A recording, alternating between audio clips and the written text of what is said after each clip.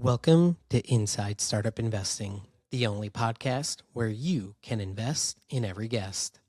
On this episode, I will be speaking with the founder and CEO of Alaffia, Olowo-n'djo Tchala. As a reminder, if you like what you hear on today's episode, you can invest in Alaffia on WeFunder, regardless of whether or not you are accredited, with a minimum investment of $100 until April 30th, 2026. When I saw this company raising on WeFunder, it caught my eye because the shampoo is actually in my shower at home. And when I've walked the aisles at Target, I've seen it with prominent shelving right at eye level in the shampoo section. So when I saw that historically they have done tens of millions in sales yearly, it became clear to me that it isn't just my family that loves this line of soap products. Now, what is in a soap and lotion brand that separates one company from another? I've never really known, hence why I usually don't like to invest early in CPG companies like this, because picking winners to me seems nearly random. But this is an established company. And in meeting with Olowo, it became clear that consistency, authenticity, a unique story, and an unending passion to do right and build up all coincide with running and scaling a successful brand. Alaffia is at a unique moment in time for investors because it's been a really healthy national United States brand for years in the shampoo, lotion, and soap categories, leaning into their roots of sourcing ethical shea butter from Olowo's home country. But they hit a roadblock recently when an investor they had brought on that dragged the business down. And now Olowo stepped back in to revive and accelerate the growth of the business. His tenacity, love for the brand, and ability to execute all left me feeling really impressed and convinced that while I still don't know how to pick an early winner in categories like soap, when you find a proven brand that is loved by customers and even more loved by its founder, that to me is a winning bet.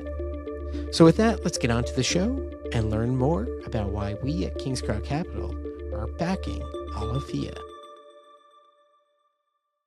Listen, you have a really cool brand. In fact, we have the product in our own home, in our shower. So I'm excited to have this conversation with you. To meet the people behind the brands that you actually use in your own home is pretty cool. Tell me about Alaffia.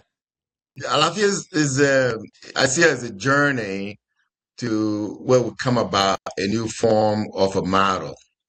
And I'm going to explain what that means, but I think first we have to start why Alaffia exists in the first place and the roots of Alaffia. I call myself a son of Togo, come from Togo, small country in West Africa. Mm. I drop out of school at sixth grade. My mother has 8 children, with my father having 42 children. We grew up in this 8 by 10 room, if you can believe it. But that taught me lots of things. By sixth grade, as I said, I was forced to leave school, not because of my own wishing. It was because I needed to help my mother in the farm to raise a kid. And along the way, I got to really understand what women in West Africa go through my mother. And herself, her own journey, she was an orphan, grew up in Benin. And as we work in the farm and we sell things in the market, my learning was quite simple to sum it up. I learned that humility is one of the things that she plays above all, and, and to be of a servant of your community. And I see this day and day out. We ate once a day, but she took our food and shared with those who don't even have food for. And I also learned hard work. And the fourth thing I learned was the importance of our cultural heritage, which leads to Alafia a little bit. As time goes, you grew up and you have your foundation, you have your learning from your parents, and came to the state where I met my partner, who was a Peace Corps volunteer in Togo. That's 25 years ago. Came to the state, went to community college, ended up in University of California in Davis, where I studied organizational theory, which is a study of capitalism. And this led me to understand both the Western world and to understand the village life, and to also see that there's a major economic injustice that appear between our continents or countries. And I thought that we need a new model. That's where we start with. I thought that the idea of so-called decolonization and the idea of democracy. People cannot participate in democracy if they're hungry. And the idea that the government ought to be a solution, I just felt that hasn't worked. And so I decided that we ought to use the market. And the market needs to have moral implications, meaning that everything needs to start with moral guidance. And that led us to the formation of Alaffia some 22 years ago. And use student loans, although you're not supposed to use government student loans to start an enterprise, but I pay back, Uncle Sam. I pay my taxes. I have to pay back, and and so that's what we did. We started as a teen woman, and today we have over 300,000 women that are part of our network, and a direct and indirect economic job creation. And what I'm trying to say, Alafia, essentially, we want to create a model that works for West and a model that works for West Africans. But I think it needs to be a solution oriented for the consumers as well in America. Mm. This is not about us simply trying to have an organization that is supporting just communities in West Africa. This is just as important for American as well. Let's get into that. What is the model? How are these women helping to produce your products, and what are the products? And then how do you sell it in such a way as to create a profit for both your business as well as to pay them well enough to live a good life? Definitely. First of all, I say I have a good life. I'm very blessed.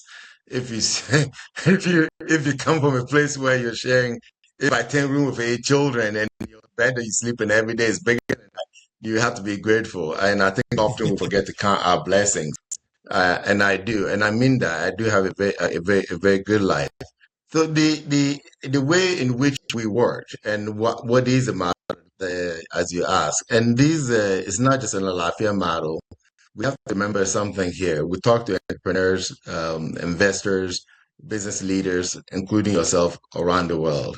We need multiple solutions to essentially answer to humanity.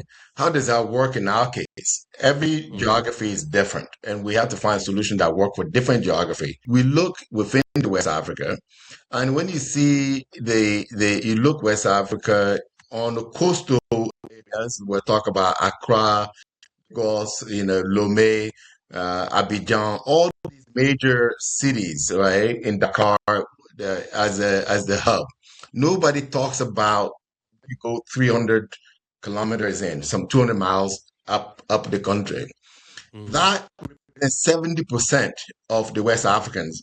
And we're talking about over 1.5 billion people. So this is the majority of where the population is. And this Mm. population is made up of, like everywhere in the world, mostly women, at least half women, and they're not connected to the global market. And I grew up in that area, in that north central part that Togo is part of. And so I thought that how do we connect them to the market? And the way we do that is by organizing them first. You cannot aggregate without organization. We Mm. organize the woman in so-called cooperative, which essentially are small corporations, and the woman, because our product is a shea base, and we'll get to the product later. Shea are trees that grow wild in the western part of Africa, and they grow over 16 countries. So Mhm. you don't plant them, you don't have to water them, you don't have to fertilize them. They grow wild. When we look the solution that we have today for West Africa, and we look what can we do, and what we have in West Africa is shea trees, and the shea trees grow below Mauritania all the way to Cameroon. Those are wild. It's a base ingredient in all Alafia products. So now, in order to get the product, we have to aggregate the product, and therefore we need to organize the woman into cooperatives. And so we have the cooperative, then we have what is called field officers, and field officers go in the field, organize the woman, and they form these small corporations. That's Mm. essentially a true definition of a cooperative is if they are a corporation, like a typical American corporation. You have the president, the vice president. And the reason why we do this, and this is important as we discuss any business today, what the consumers are looking for the past 30 years, they understand the authenticity of a brand. Right? You can spend all the money in the market, all you want. You gain what you need to gain. But for a brand to exist for a long period of time, to truly have the return and the EBITDA deserve authenticity, because the consumers will want to know where does it come from? How are the people treated? Now, we are trying to answer these questions 20 years ago. Now that the cooperatives are organized with our field officer, they have their president, vice president. And the reason for it is when you have an organized group, you can effectively do two things. One, you can negotiate with them. Because fair trade, we are a fair trade organization. A fair trade does not mean that it's a handout. It needs to be fair for both sides. And that goes to your question of how do we make a profit as we try to do good in the world. To be fair. So you can only negotiate when there's a group and when there's a leadership. And that allows us to also have binding contracts in place because it's organized structure, it's not infrastructure. The second most important thing this leads to the customer themselves is that when you have a system or organized group in West Africa, control by through education the quality of the product they're looking for.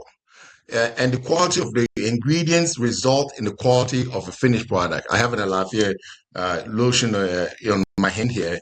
And so that's you can see the benefit there, right? But the most important part of it is creating a ground source for what we need to be able to create the product, and it's creating beginning of this principle that I'm talking about, paying fair wages. Now, after that, after the collection of the shea nut, which is seasonal, we have our own facilities or centers where we transform the shea nut into shea butter. Earlier, I mentioned that through my mother, I learned the importance of our cultural heritage. Within the cultural heritage, there's a way on how to do something.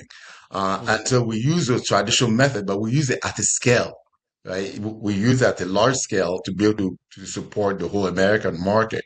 And after that, we make essentially we produce it into semi-finished. Either we take a shea nut, make it into shea butter, or turn the shea butter into a soap, and then bring it to America, and then turn it into a final product that you see on my hand.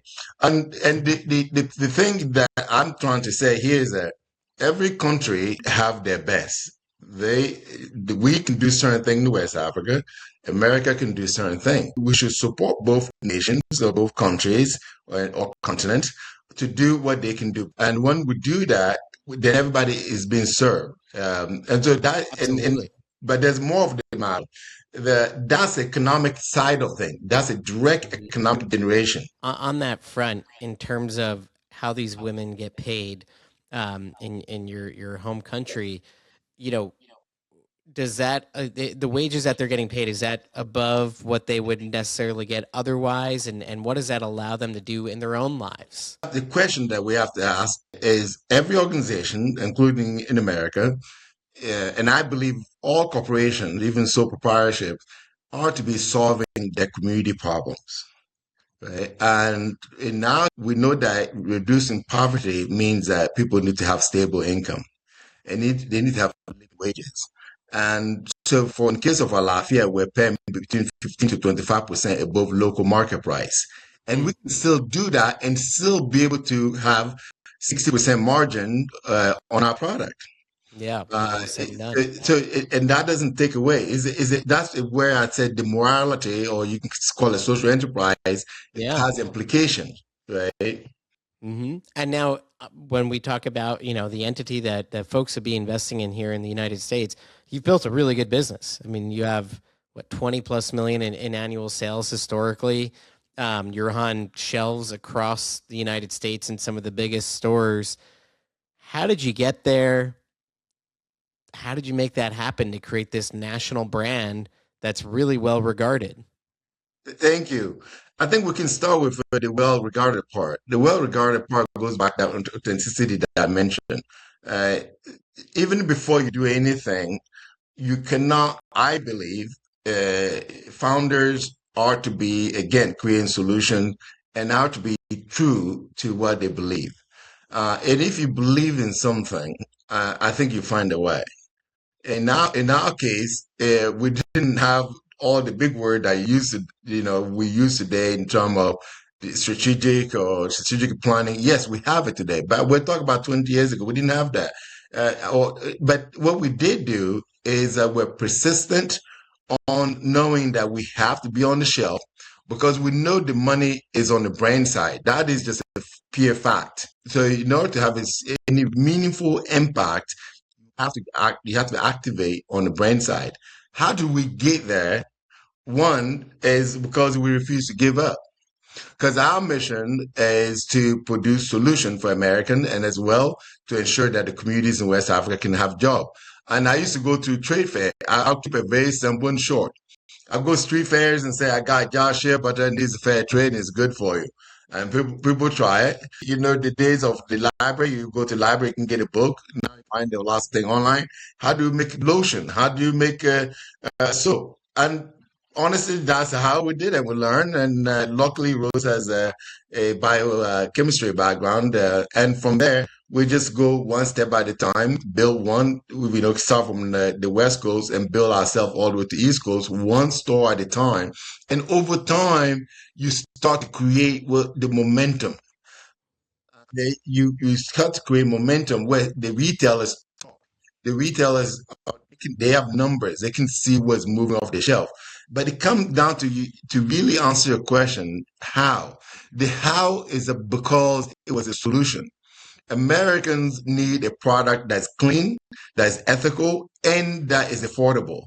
So if all those things come together and you're willing to do the hard work of going from coast to coast, store by store, and now, of course, you can use digital systems, then that solution is easy to be adopted. You cannot go to an American home and say, well, I'm helping women in the West Africa to buy this product. They cannot relate. What is the product going to do for me first? Is this body wash good for my family? Is it healthy for my family? Can I even afford it? Americans work some of the longest hours in the world. It costs money to live in this country. So when you're solving those solutions, I think is easy to get through nationwide. But there's another part that's important. You have to have innovation.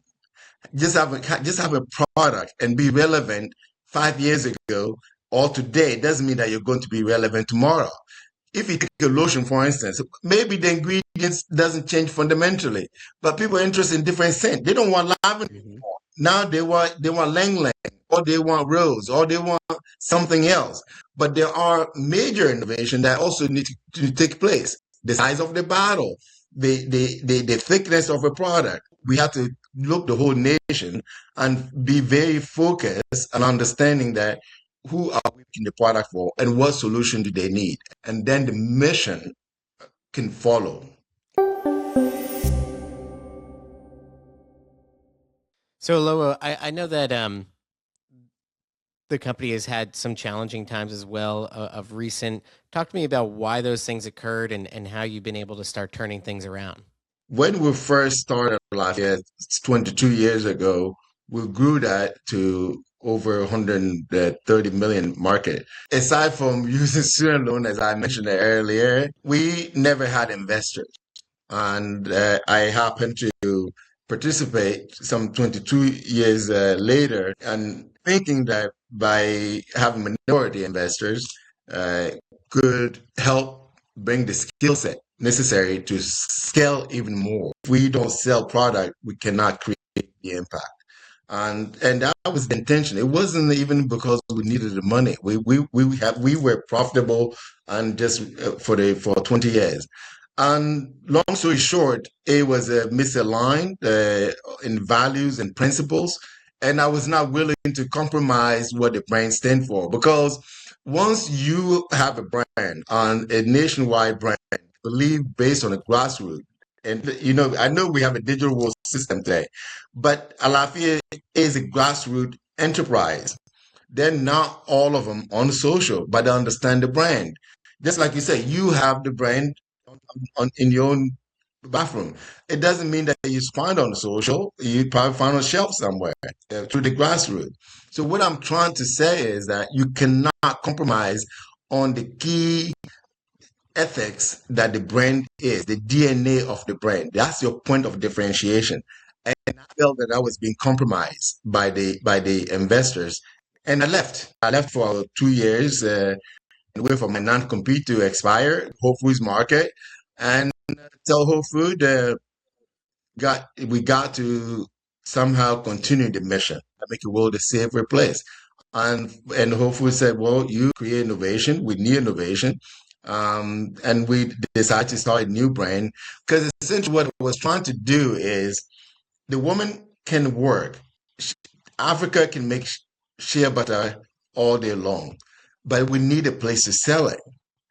And so to do that, you need to work with American retailers. And essentially that's what we did. Is the reason was I made a mistake. That's the answer. I made a mistake to bring people in that I did not need. And then I tried to solve my mistake as any man and woman would do. We're adults, we make mistake, but we have to get up and we have to figure out a way to solve it. So we create a brand name AEA, and we use AEA to go buy our Alaffia back. We're over 40% in the growth already. So we're just building back. In terms of kind of your, 3 to 5 year plan, where do you want to see Alaffia in that time period?